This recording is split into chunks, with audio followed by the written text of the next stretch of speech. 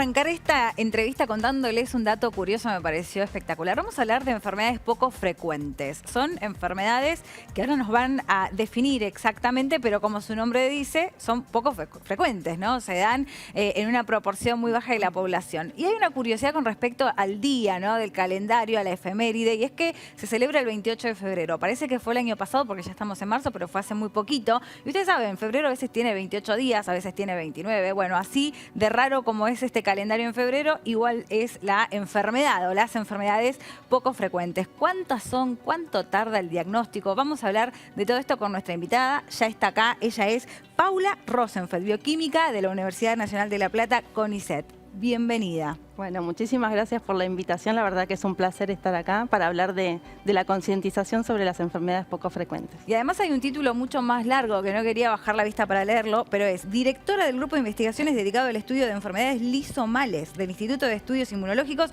y Fisiopatológicos de la Universidad Nacional de La Plata. ¿Qué título? Bueno, muchísimas gracias. Rarísimo, rarísimo. Yo soy bioquímica y soy investigadora de CONICET y dirijo un grupo donde trabajamos en las enfermedades lisosomales.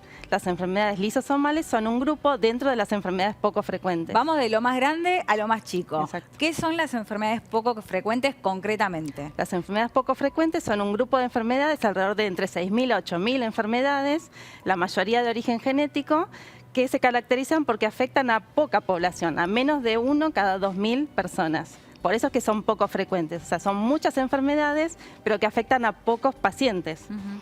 El hecho de que sean muchas enfermedades hace que la población médica las conozcamos poco. O sea, sean poco conocidas y por lo tanto los pacientes sean poco diagnosticados. Ahora, dentro de ese grupo, que es muy amplio de enfermedades poco frecuentes, pero que se dan muy poco, ¿cuáles son las más conocidas? ¿Alguna que nos pueda sonar?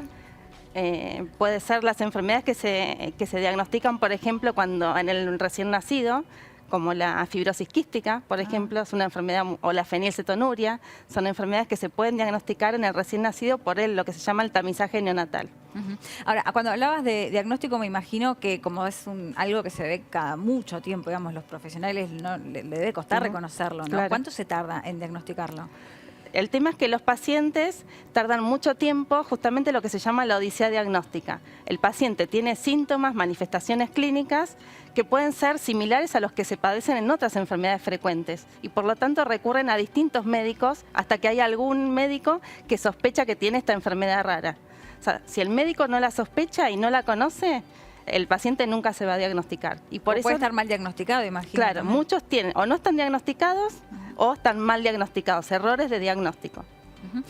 Recién nos decías que te especializás, y lo leía yo también, en enfermedades lisonomales. Lo tengo que leer porque Lisosomales. para mí... Lisosomales, ¿ves? Para mí es tan raro como el nombre.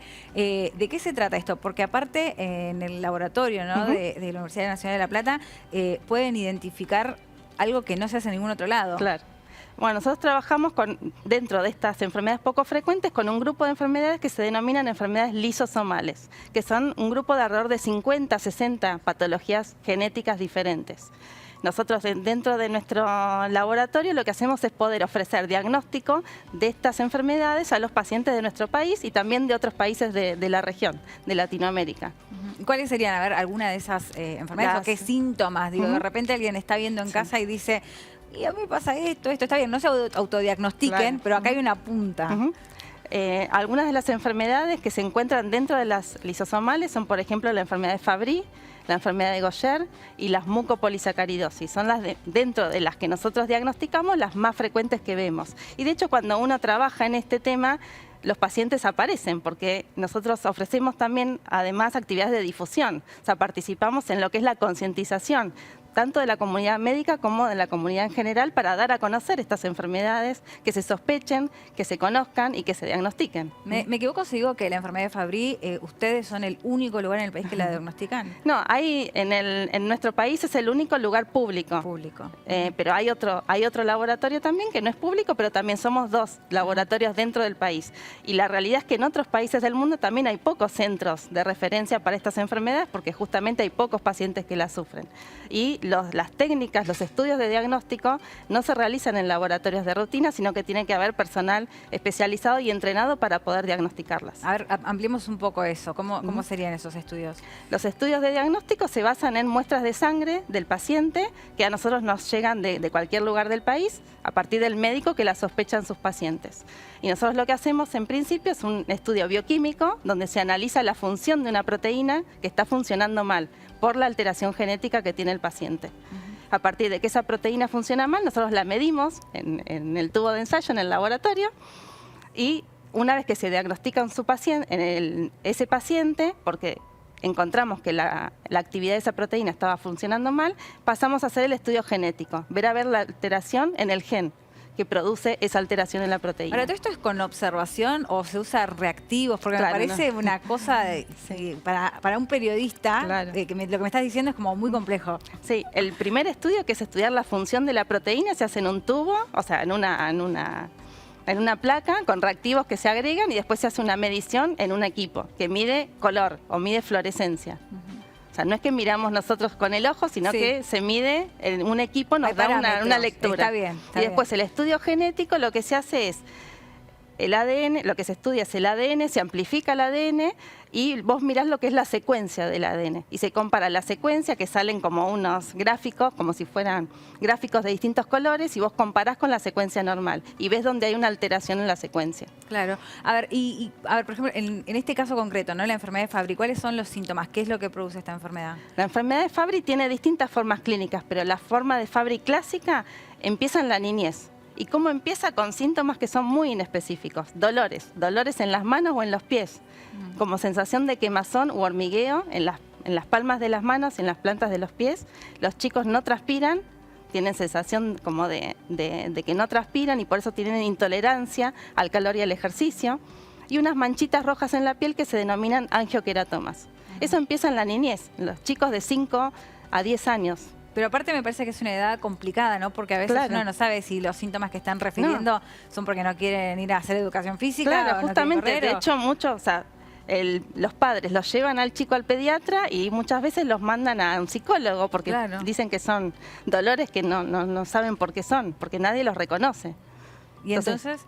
Y entonces pasa mucho tiempo desde la niñez hasta que realmente se sospechan, porque la enfermedad va progresando.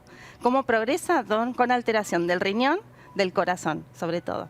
Entonces, la alteración en el riñón y el corazón se ve alrededor de los 20 a 30 años. Entonces, ¿Ya pasaron muchísimos años? Pasaron 15, 20 años. Ajá. La mayoría de los pacientes, las familias que nosotros diagnosticamos, el primer caso de la familia se diagnostica alrededor de los 30 años de vida. Cuando él empezó a los 10 años, quizás con síntomas. ¿Y qué tan tarde es esa edad de diagnóstico? Y el tema es que cuanto vos más tarde empezás el tratamiento, o sea, esta enfermedad, la enfermedad de Fabry, tiene un tratamiento específico. El tema, cuanto vos más tarde empieces el tratamiento en ese paciente, la enfermedad progresó mucho y se alteraron los órganos. Entonces no se puede retroceder del todo. Claro, eso te iba a preguntar, pero en general, más allá de las especificidades de cada enfermedad, ¿qué tan reversibles son? ¿Para todas hay algún tratamiento o van degenerando según, no sé, el tipo de enfermedad? Bueno, lo que hemos visto, o sea, yo hace 20 años que vengo trabajando en las enfermedades lisosomales y lo que ha avanzado la ciencia en estos 20 años es impresionante en la aparición de nuevos tratamientos para nuevas enfermedades. La enfermedad de Fabry tiene tratamiento desde hace 20 años, o sea que los pacientes, además de darles un diagnóstico, pueden recibir tratamiento específico y obviamente cuanto más tarde empiecen el tratamiento, peor va a ser el pronóstico. O sea, se puede disminuir la progresión de la enfermedad, pero no puedes revertir. O sea, lo que ya se alteró es irreversible y no se puede volver atrás. ¿Y qué prevalencia tienen más, en hombres o en mujeres? La enfermedad de Fabry, si bien es ligada al X, afecta tanto a varones como a mujeres. Y de hecho, cuando uno analiza toda la familia de afectados, hay más mujeres que varones. Por eso es ligado al X. Es ligado al X. O sea, y también lo transmite la mujer. Lo transmiten los dos, tanto los varones a sus hijas mujeres como las mujeres a sus hijos, tanto varones como mujeres. Pero las padecen los dos. A pesar de ser ligada al X y que uno pensaría que la mujer no lo padece, en la enfermedad de Fabry las mujeres también padecen la enfermedad. ¿No estudiaste todo esto? A ver, el tema es que las enfermedades poco frecuentes se estudian poco en las carreras. Claro. En mi carrera, que es la carrera de bioquímica, hay una materia que se denomina bioquímica patológica, pero en mi caso la enfermedad de Fabry no la vimos en la carrera. O sea, yo lo estudié cuando empecé a trabajar en esto.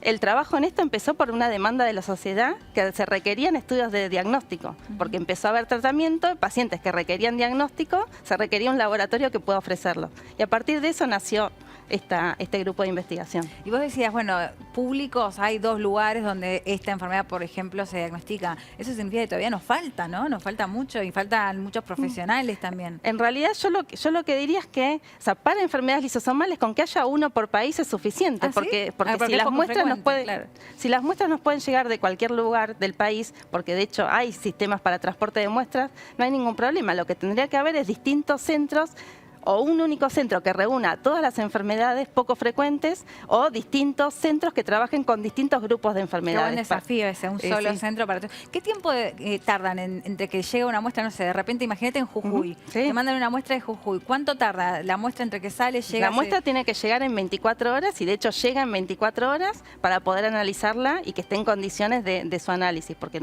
tenemos que analizar la función de una proteína y por eso la muestra tiene que llegar en condiciones. Pero tenemos todo un sistema especializado y nosotros le avisamos al médico y le damos las condiciones de transporte de muestras para que llegue todo en perfectas condiciones. Bien. Y más o menos en un mes puede tener el diagnóstico o menos.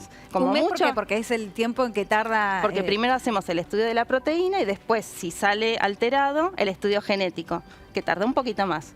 Entonces, todo el estudio completo de un paciente que hace mucho tiempo está padeciendo una enfermedad, en un mes puede tener su diagnóstico. Y a partir de ahí lo que hacemos es trabajar con la familia. Como es una enfermedad genética, la enfermedad puede estar en otros familiares. Entonces, en general lo que hacemos es el asesoramiento genético, viajamos, hablamos con la familia, con el médico, para armar el árbol genealógico y así poder estudiar a otros familiares. Y generalmente se detectan. Sí, un montón. Por cada caso índice de una familia nueva encontramos 15 pacientes más, o sea que es un montón de pacientes que se benefician a partir del primer caso que se sospechó y se diagnosticó correctamente. Aprovecho que estás acá y que este es un programa que patrocina el conocimiento, ¿no?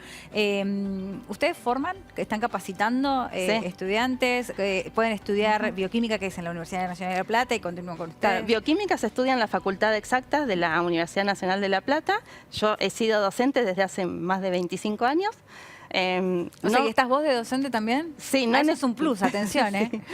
Sí. Y además participo en lo que es difusión y capacitación de médicos de todo el país, en congresos, en ateneos de hospitales. O sea, una de mis funciones principales es difundir de estas enfermedades y que nosotros como laboratorio podemos ofrecerles el diagnóstico. Paula, es espectacular lo Bueno, que hacen. muchas gracias. Me encanta, gracias. No, gracias a ustedes. Bueno, ya saben, ahí tienen una opción más también para empezar a investigar. ¿Quién te dice? Por ahí sos bioquímico.